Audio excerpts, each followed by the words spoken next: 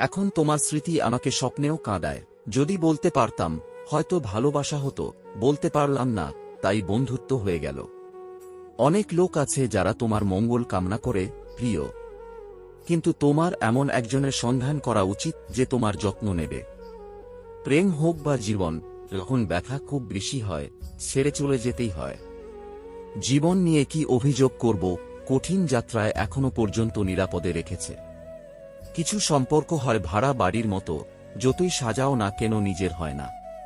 আমার পরে সে আর ভালোবাসার আনন্দ পায় না। তিনি নিজেই লোকদের বলতেন, আমি তোমাকে তার মতো চাই। সেখানে চুপ থাকাই ভালো, যেখানে মানুষ তোমার কথায় বিরক্ত হয়। ওই মানুষগুলো খুব একা, যারা নিজেরাই রাগ করে নিজেরাই রাজি হয়। আমাকে এই কষ্ট পেতে হতো না, যদি প্রতিদিন আমাকে তার রাস্তায় না যেতে হতো। একজন সত্যিকারের বীর সেই ব্যক্তি যিনি কষ্ট সহ্য করার জন্য যথেষ্ট সাহসী।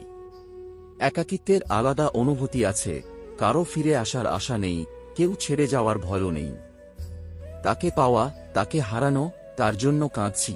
এটা যদি ভালোবাসা হয়, তাহলে আমার একা থাকাই ভালো।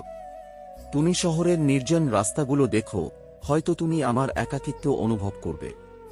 যদি তুমি আমার থেকে দূরে থেকে সুখ খুঁজে পাও, তাহলে আমি ঈশ্বরের কাছে প্রার্থনা করি যে আমার যেন তোমার সাথে কখনো দেখা না হয়। কাছ থেকে দেখলে জীবন একটি ট্র্যাজেডি, আর দূর থেকে দেখলে কমেডি। তোমার বাবা মায়ের সাথে কিছু সময় কাটাও, গুগলে সার্চ করে সবকিছু পাওয়া যায় না।